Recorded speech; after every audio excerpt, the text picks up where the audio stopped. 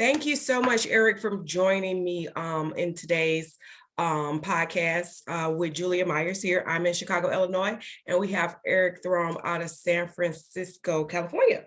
Am I correct? You are. Thanks for having me. Awesome. Awesome. Just before we got on, he was telling me that he used to live in Waukegan here in Chicago. And he left us for the amazing weather on the West Coast. So Yep. Born and raised in California, but I went to college in the Midwest, and we all went to Chicago and got our jobs and started, joining the real world, and was just like, nope, not having nope. it. Winter's too cold, summer's too hot and nasty. I gotta go home. Yeah, so Callie was like, come on back home, come on back. Yeah. Maybe one day. I love California though. It's kind of expensive to live out there, especially in San Francisco, right? Yep. Yeah. San Francisco is insane, and California is insane, but there's nowhere else I'd rather be. I'd rather work. I don't know if I'm gonna live here till I'm 90, but this is You this might is get to this is the live place that to long be. too with that amazing weather. Yeah, this is and especially with real estate, like this is where I want to be selling real estate is in San Francisco. All right, so let's just jump right into there. I always ask people the first question, why real estate? There's so many industries, and all of us kind of end up here for some reason. And I'm always intrigued by people's journey to real estate. So why real estate? So real estate to me was my way of kind of getting my feet wet in entrepreneurship, kind of like breaking free and breaking out of the 9 to 5 job thing. And I've got family that does real estate. I've got close friends that do very, very well in real estate. And so it was kind of the easy transition for me to kind of to break out of the job culture and do something on my own and kind of create my own business. So you wasn't feeling the 9 to 5 anymore. Nope. I've been there, I've done that. Like I said, so I was a 911 dispatcher in Waukegan and also in Kenosha for a while. So I was a dispatcher for 10 years, Oh, and nice. just didn't like the ceiling. I came back out here to California, and it was like, wow, everybody out here is just crushing it and just kicking butt. And I was like, wow. So I got into the private sector and got into security from my 911 experience and climbed that ladder. Worked at Amazon, worked at Facebook headquarters doing security management at the global Okay. level, and just got to the point where you get high enough that you can kind of see over the top of the mountain, and you can see, and then it's like, oh wait, that's what That's I don't what's want over that. there. I don't want to go Yeah. up that mountain. Yeah, and so, and I had friends that, they didn't have the 9 to 5. They kind of did what they wanted, and and a lot of them were in real estate, and they just, and then yeah, just kind of everything kind of worked its way together. My wife is super supportive. She makes a good living, so she gave me the ability to kind of, just leave and try this on my own, Oh, and nice. Yes. because I didn't make a dollar, I didn't sell a single house for 6 months of doing this, I know. and So I was reading your questions and I was like, wait a minute. So guys, you're a new agent, right? So you have less than a year in the business, well, correct? now this is my third year. Third But year last now. Okay, okay, last year third last year. year was a full year, so I got licensed a couple holidays ago. Okay. So in your first year, the first 6 months, you didn't sell one home. Nope, Am I nothing. correct? So Correct. let's think about that. You used to having your nice corporate check from your 9 to 5, Yep. because one of the things that is great about a 9 to 5 is that check is coming, right? Yep. And that One of paycheck the is a way, things, they say that paycheck is a way to steal your dreams. And steal your dreams. I Yeah, finally because broke free from that paycheck. you become a slave to that paycheck, it's going to be there. As long as you keep showing up, they're going to keep depositing that direct deposit. So now you go out on your own. And as a new agent, you didn't do the dual career thing at first. You just No. jumped into it. So that's kind of brave. Your woman is your wife is an amazing woman. Yep. So now it's my turn Yeah. to help her out, so she Okay. boosted me up, and now I'm going to pull her out of the corporate game. She's thinking about quitting and joining me, and we're going to do a husband wife real estate team hopefully this year. We're going to start that. Wow, wow. So let's go to those 6 months though, because I think those are very critical times, right? You got into a new industry, you haven't closed any deals, you haven't made any money, you walked away from your 9 to 5. And a lot of new agents find themselves in that place. And I don't know if you know, but the statistics say that about 80 to 85% of new agents quit or fail within their first 5 years. Yep. So what's going through your mind during those 6 months of no check? So it was probably like 6 years of thinking about this before I actually did it. I was just, I'm a Gen Xer, so I'm 44, so I grew up in that you can do anything you want culture, and I really envy the Gen Z generation now. That's like they're doing it very early. They And are. getting They it are doing on. it way. Yeah, So I'm right around there with you. And I feel like they have a fearlessness that we yeah, didn't have though. Like well while they we thought we could do anything we want, we stuck to a certain script though. The yeah, script that was kind of sold to us. Go to college, get your good degree, go get a good job, work for a yeah, corporation.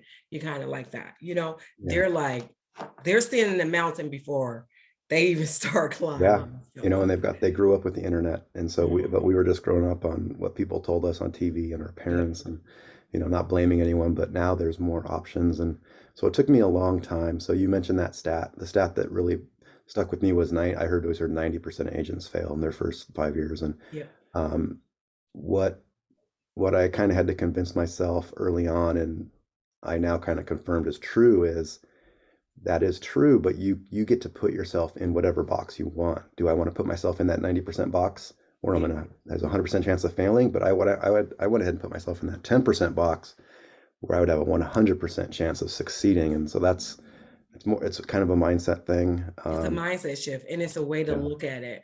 Because I didn't even know I was going to be an agent, okay? I never was like, oh, I'm going to be a real estate agent.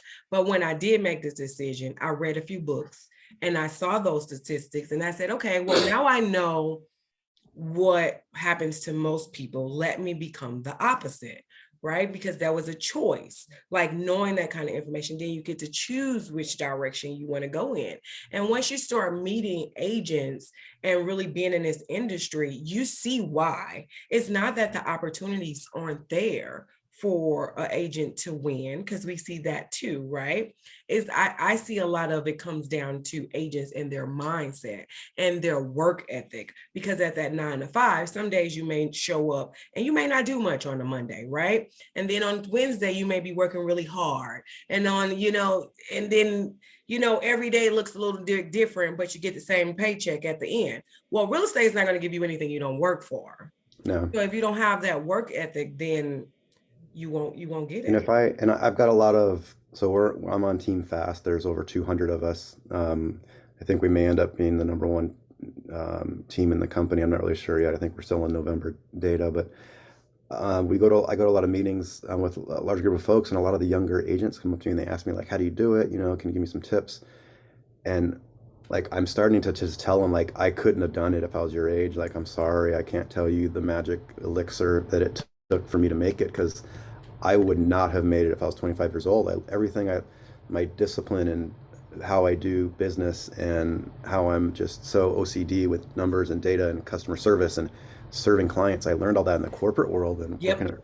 especially the last 5 years working at Facebook headquarters. Like I know what it takes to run a $1 billion company. I know the standards.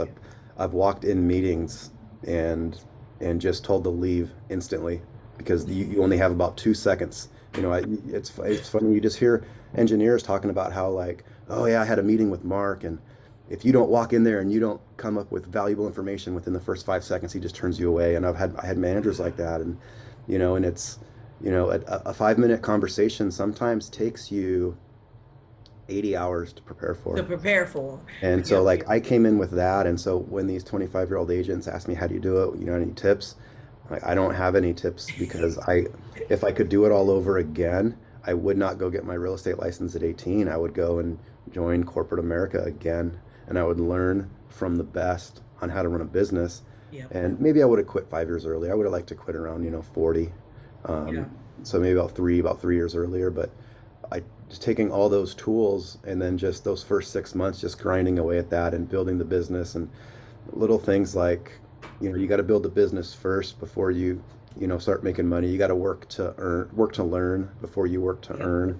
Yep. So like doing what's most important, just busy, busy, busy, showing homes to people that I wasn't sure if it was me because I've never had a sales job, and So, that's because I was going to say, if you listen to your background, a lot of your work was kind of like isolated from like the Yeah, public, I like had uh, cross-functional partners. I had other people in departments or other companies that those were my clients, and same with me. My clients were for the same thing. So never had a sales job. My wife always, because she's in sales, and she always jokes that's why I've done how I've been able to do in the first years because I don't know all the sales tricks. I never bothered to learn them all.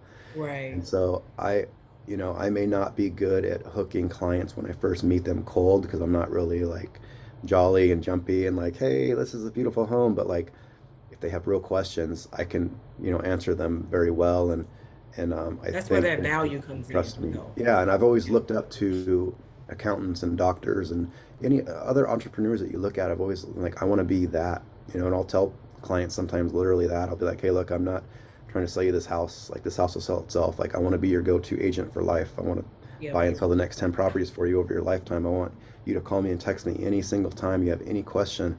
And it doesn't matter if it takes you 5 years to buy that first house. Like I want to be your go-to in this. I want to be part of your team. I think that's one of the biggest mind shifts that took place for me with being an agent is that I realized that I didn't sell homes. And when I say that to an agent now, they're like, what? We sell? No, no, no. Homes sell themselves. I navigate a process, right? Navigator. Yep. And I navigate a process and I make sure you understand what's happening during this process, especially if you've never done it before.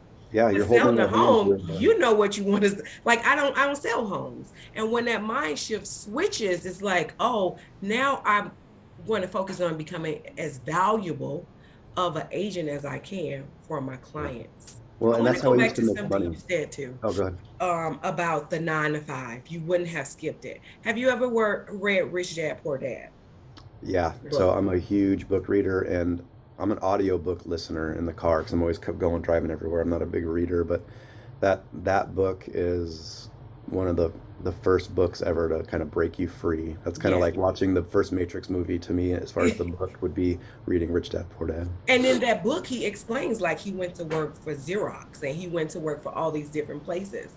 And Yeah. when he worked there, he worked with a mindset is I'm learning how to grow and sustain a profitable business. Yep. So, I meet a lot of new agents and I sponsor them, and some of them have jobs. And I tell them, don't quit your day job yet. Because first, they don't have that experience. And sometimes they don't have that money or that support. And it's like they still need to learn key things from being in those spaces so that they know you're not just replacing a job when you become an agent, you're growing a business, which is totally two Yeah. different things. And you don't have to go that route. And I think that's where Gen Z gets it right. Um, the only reason I say I would do that again, and this is maybe a Gen X thing, but like, because we have to be unprogrammed to sit at a desk. There was a moment, I don't give it enough credit. There was a moment in my career where I was kind of stagnant, not really doing well. And I was like, I got to stop being afraid to work hard. And there's this employee mindset where do the least amount possible so you don't get Yep. fired. And so working in these tech companies in the Bay Area, I saw it's like, oh wow, these people that are making twice as much as me are not twice as smart as me.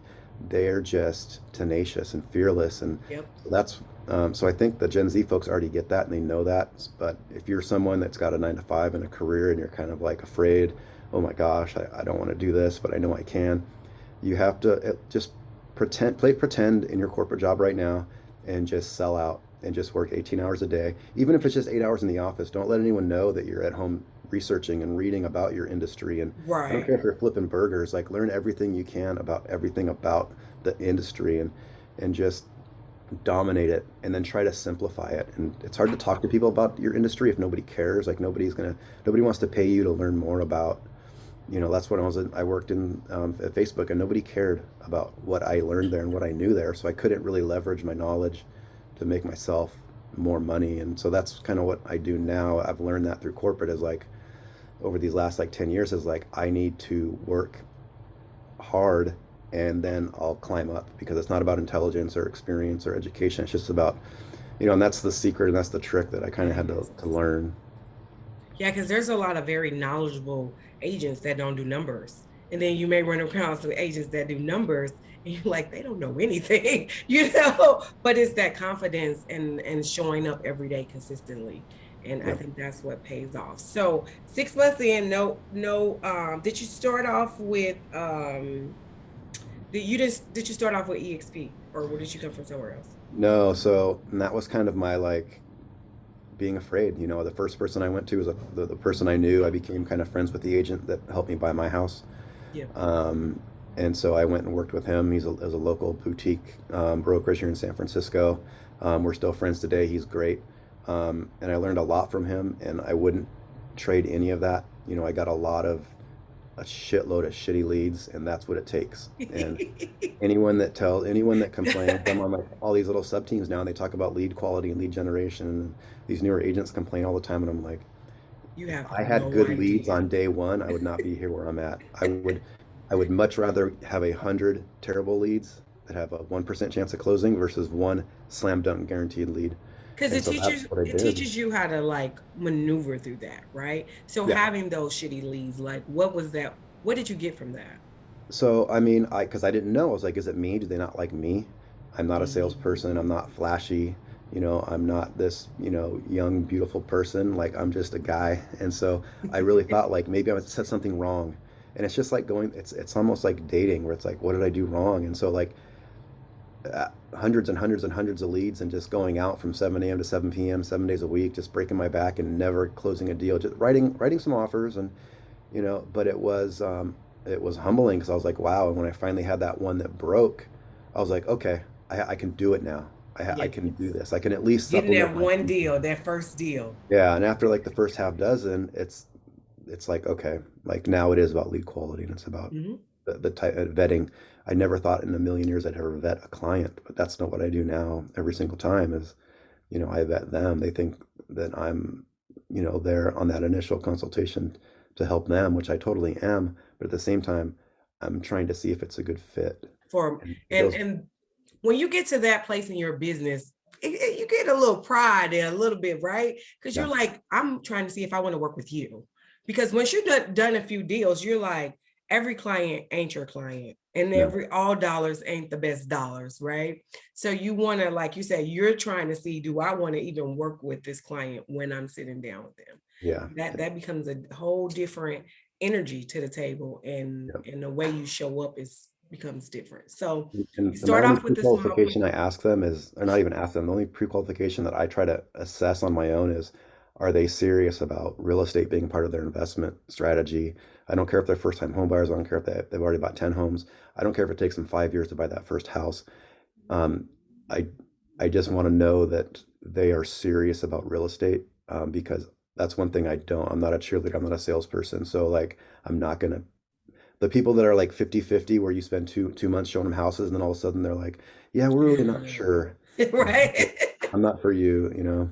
I Yeah. need someone that knows because I can't and I won't, you know, prop up real estate and tell you how amazing it is. You know, that's up to you. Yeah, you got to kind of already know this is what you plan to do. Like when you go to McDonald's, they're not selling you want to eat McDonald's. You're there to eat McDonald's. You're Yeah. just trying to figure out what you're going to eat from McDonald's. So But yeah. if you're new, don't use that. You can't use that mindset if you're new. You take anybody that wants to talk to you. Yeah, because you They're need gonna the experience. Yeah, and Yes. they're going to be thankful that you're spending time with them. But I'll tell you what, I took way more from all those clients than I gave them. You know, as much as they might think like he was so great, he was so helpful. I know we didn't buy anything. We ran him all over town. Thank God he was there for me. Like I took 10 times more value in that, and I would never give that up. Wow. Wow. Wow. All right. So you start at the small boutique. You get all these crazy leads, but it made you a better agent. What happens? What happens at the So you know, like I said, I had a couple family friends um, that were in real estate, and I just had like one deal, two deals, maybe back when it was no deals. And they're always just talking about, well, have you thought about other brokerages? And I've always kind of looked around at the bigger companies, but I needed that safe space. I needed that like comfort zone, someone that I knew. And eXp kept coming up. And I was like, yeah, you know, I've seen Keller, I've seen Compass, I've seen eXp. Those are my top three.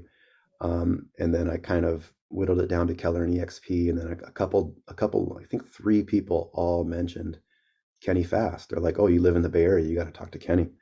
And so I interviewed with his team, and it was just an absolute perfect fit. Everything I needed at kind of phase two in my career, um, and so it was a no brainer to join the team.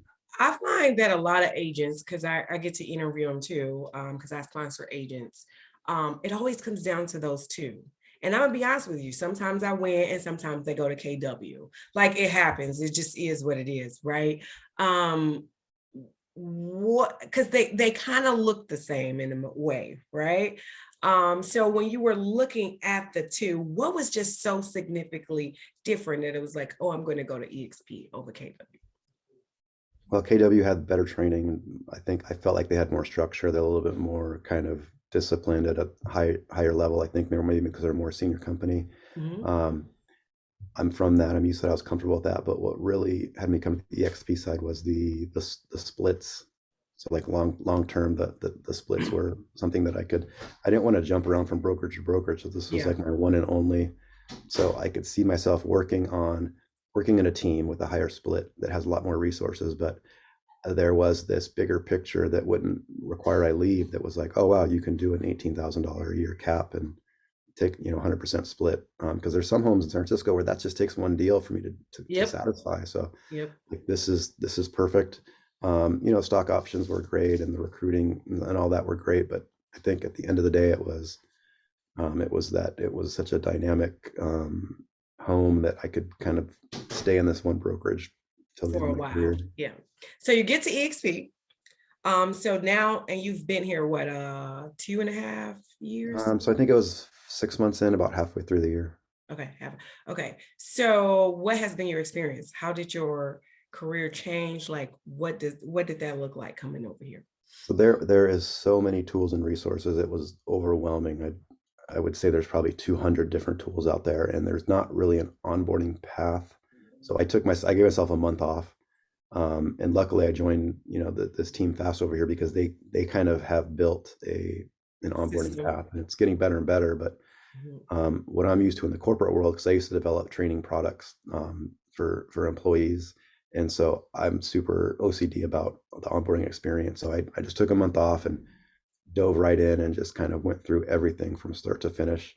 Oh, wow. And then yeah, about 3, 4, 5 weeks in, I just was like, okay, I know enough now. I can keep learning forever, but I know enough now, and so let me just hit the ground and get to work. Gotcha.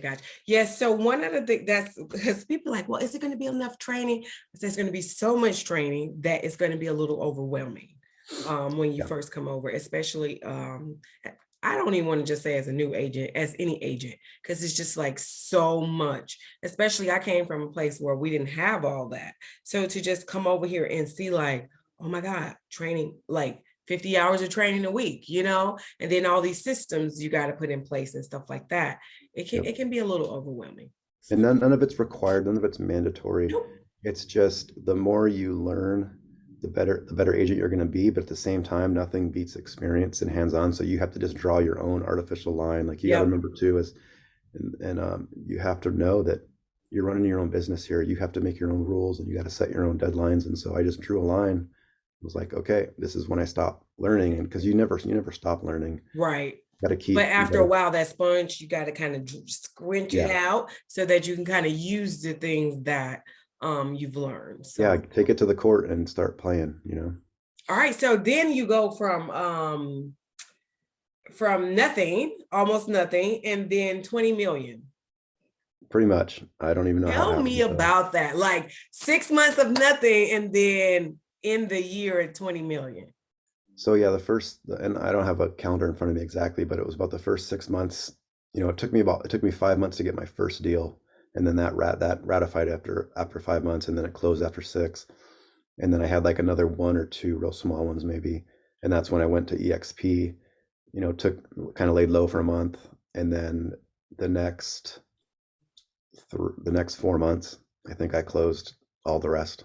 And so I think I got about Wow. 20, had about 12 Now, deals granted, closed. your price point is a little bit higher in Yeah. California. What I was kind of looking at your Facebook though, and I see you list like 1 to 2 million. Is it? Yeah, I only did a dozen deals. Um, so I think the lowest one was a condo for 560 and the highest was a single family for 3.3. So there's still quite a bit of production in 4 months though to hit Yeah. 20 million. Yeah, Tell so us we I what had I happened. had four in escrow at the same time, and then when those all got done, then I had six more in escrow. and then went on vacation for the holidays, and here we are. You got what happened? What happened? Like nothing, a little bit, a month off, bam, 20. So I changed my mindset. Went from, I think I was less people notice I was less desperate, less kind of salesy.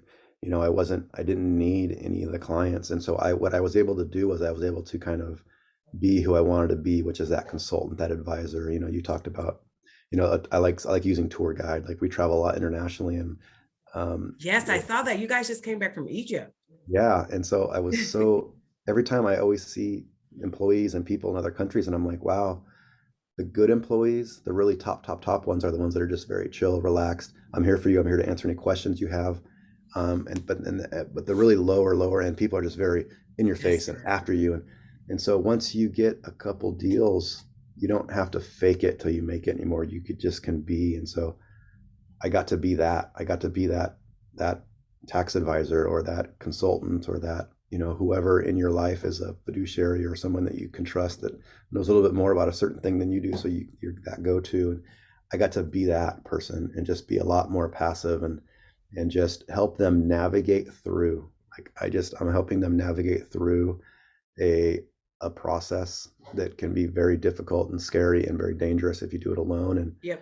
and that's it. And You that's all. became And once I was valuable able to kind of stop with the whole sales stuff and the pitches, and because because I was none of never us good want at to that be anyway. sold. I don't like, especially because when you're quote unquote a salesperson, you really know when you're being sold, right? Yeah, My best places is where, like you said, most consumers are smart in what they know, yeah, right? They may not know real estate, but they're most of the time are intelligent people. So they don't need you to be pushy and all those yeah. stuff. They just Like a car they want salesman. you to Don't be a car educate them. salesman. Yep.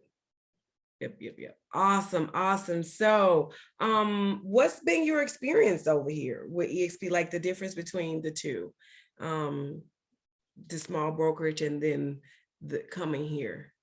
What's been It's one of the most important difference?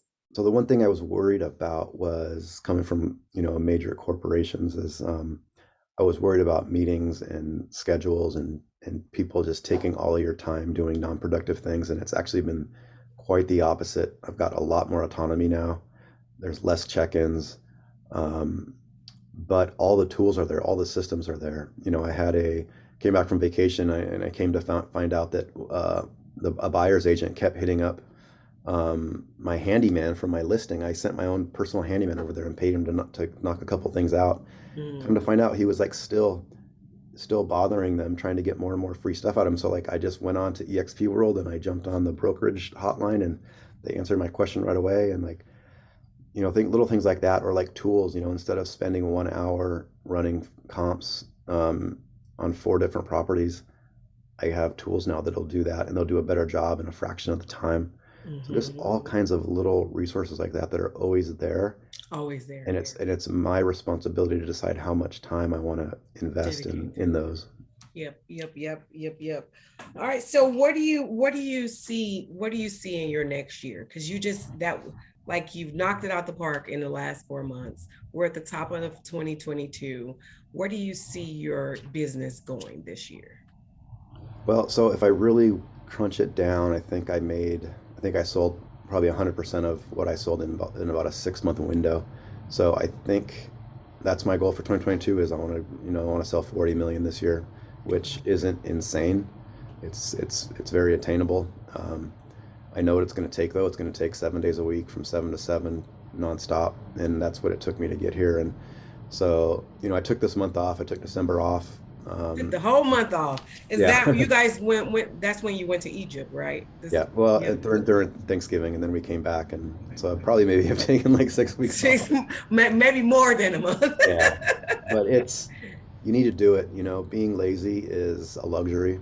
It's a new kind of quote I've heard that I've kind of That's learned, and different. just to be able to walk around and ponder and think, and I take a lot of notes, and I'm all ready to go now, and I'm anxious, and it's very scary to sit around and not work. There's Yep. a few clients I'm helping here and there, but for the most part, just kind of preparing for the year, and I can't wait to kind of hit the ground running. So I know I can do it. It's not easy. So I kind of have like, I want to do it for the next 5 or 10 straight years, and that's probably all I can do at my age now. But because it takes, you have to just eat, sleep, and work for 7 days straight, and maybe every Q4 I can kind of chill out. I'm not really Just, sure yet, but but that's that. kind of a luxury though. It's not many people that can say, I'm just going to take the fourth quarter off. You know? Well, and that's the thing too. I had to kind of break free. Is like I used to like weekends off, and maybe I do still kind of miss that. But that's the work culture. Like somebody gave you those 2 days off. You're Yep. very weekend on the weekend, and I don't want to do that. If you think bigger picture, it's like you should be running your business every day. You are who you are, and I provide a service to the community, and there's no time when I don't provide a service. Like that's who I am, and That's who you are. so It that becomes that part of your mindset, identity at this point. yeah, and Like so that mindset you helps can't me. once you become a like a really once people see you as that valuable tool in this space, you don't get like we're at Christmas parties and Yeah, it's Thanksgiving, nonstop. like you're all you don't get those, you don't get it off. You're always talking about it. It literally becomes part of your identity. Yeah, so that's what next year is going to be for me. And I already know it's funny because working 8 hours at a desk is probably twice as exhausting as working 16 hours for yourself. It's Yeah. just, I didn't know this at the time, but there's a mental freedom that you need, and that will give you so much energy. And there's no such thing as being lazy. I just realized too. I mean, it's a real interesting rabbit hole to go down, but lazy is a fake word. There's no such thing as lazy. It's all fear. And if you're sitting around at home and you're Probably. not doing anything and you don't feel great about it, you've been told to call yourself lazy, but it's not. It's You're not. afraid. And if you can just do more and just learn more about your job, even don't quit your job, just learn more about it. You don't got to tell anyone about it. Don't tell your boss. Don't tell anyone that you're an expert now in your field. Just be and just do it, Just do. and you'll just climb the ladder, and you'll climb the ladder, and you'll climb the ladder, and eventually you'll just have the strength to be like, I'm not afraid anymore. I quit. I'm out of here. Yeah. So, okay, I know you say you were a big reader. What's one of the books you would tell anybody that's listening now that they should definitely read, especially as like an entrepreneur getting into the real estate space? Oh man, I mean, I know it's so many. there's so many duds too. Like the thing is, like I just read $1 Million Real Estate Agent. It's not any good. But you know what? If you've never read a single book about real estate, maybe it is good. Is that Rich Dad. the red book? I think Keller wrote it. Yeah, the red yellow book. Oh, you don't think everybody swears by that book? Eh. I spent 5 years living that. Like, so he talks about building your business and how to and all, and it's like I knew all that. So like everyone's Right. So different. you kind of got a heads up though, because you Yeah. came So from corporate in that end. So yeah, um Algorithms to Live By was another, like, as a great unknown book that really helped me because like I'm super OCD and super into numbers, so that helped me kind of ease all that anxiety. And another one, Freakonomics is another fun book for someone that really can't get out of their head, because what those books did for me was, it was like, hey, you are who you are, and utilize that and harness who you are, and turn that into the product or the service that you're going to provide society. And so I would say identify and find out like what are quirks about you, what people at work don't like about you, what makes you mhm. wild and untamed and not a disciplined, obedient worker. Find those things and then read about them. Figure out how to harness them. ADD, ADHD. The people want you to think those are bad things. And I've heard other people say, "Oh, you ain't taking my superpower away from my kid." Like that's what makes them great. And so Wow, that's a think about different it like perspective. that. Like, yeah, Yeah, just kind of circle all the things that the machine doesn't like you to be, and learn about those things, because I'll guarantee you that's probably where those your are your magic strengths. is. That's probably where your magic is. Yeah, All give you right. magic. So, Erik, if there is an agent right now listening to our conversation and they are on the fence about joining eXp, what would you tell them? Um, hmm, that's a good question. Not every brokerage is a perfect fit for everyone. That's true. EXP is a perfect fit if you love analytics and tools. If you're someone that's more old school and you want to kind of do it and you like taking handwritten notes, and you want to be able to kind of, and you like working the phones and old school, EXP is probably not for you. Mhm. I think EXP is for someone that was like me, that needs all those fancy tools. I was used to working with them in the corporate environment, and I want to, and so I know what it takes to kind of be the best, and Mhm. that's what EXP has. And then it also, EXP is also great because there's so many smaller teams Yep. that you could probably be relatively successful right away if they've got some good leads for you and good support. But you don't have to ever leave EXP because they have a bigger picture path where you can build your own business and you can be very independent. So it's got that great duality as well. Yeah, so I'm one of those agents that I again, our sponsor agents, and I'm love EXP just for what it's done for me and my business. But I'm not one of those agents that think it's for everybody.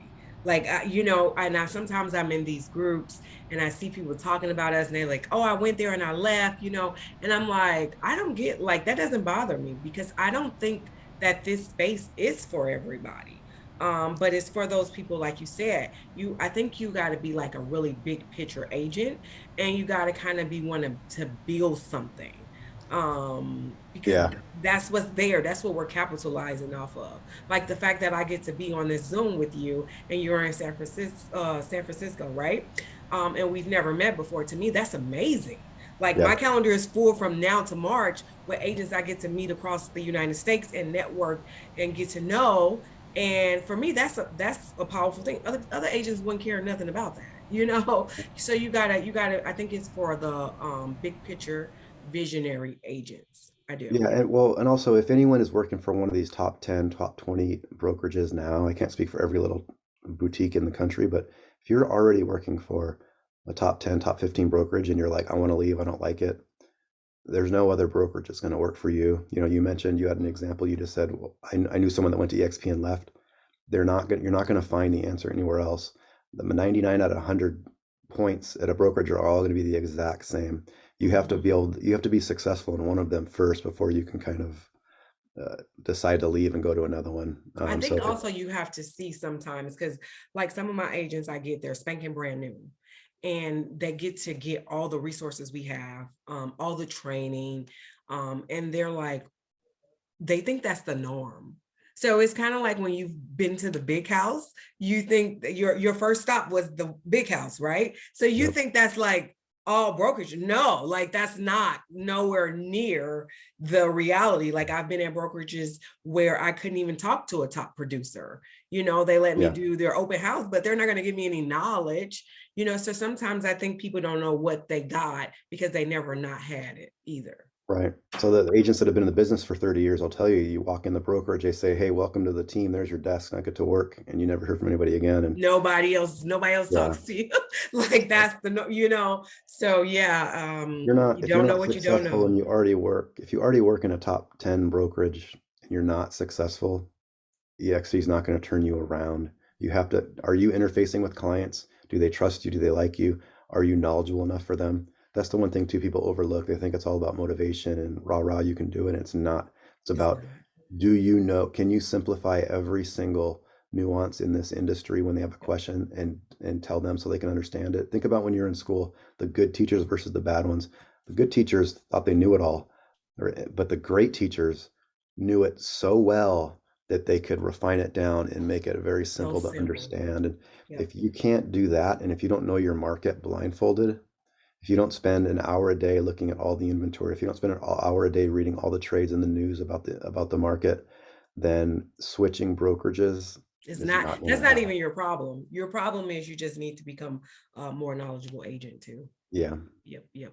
That's why I tell my agents, my team is called AT, Awaken, Educate, Transform. I Oh, awaken you to the possibilities, but you have to educate yourself so that you can form your life and your business. And it all goes back to being that value for your client. And you can't skip that process. You can't skip the learning. Like you have to learn the industry. So, well, Erik, is there any last words you want to share with our audience today? Thing? um, not really. I hope you're all enjoying Chicago. I'm definitely enjoying I, being gone. I'm gonna leave this cold state one day. I don't know where I'm going, but one day, and because of EXP, I can go anywhere and don't have to change anything. So just get my license there. So Yeah. that's amazing. Well, thank you again, Erik, for allowing me to interview you. I'm expecting to see even more great things. That 40 million in 2022. I can't wait to see you post about reaching that goal because I'm sure you will. Thank you All so much right. for having me. You're Pleasure. welcome.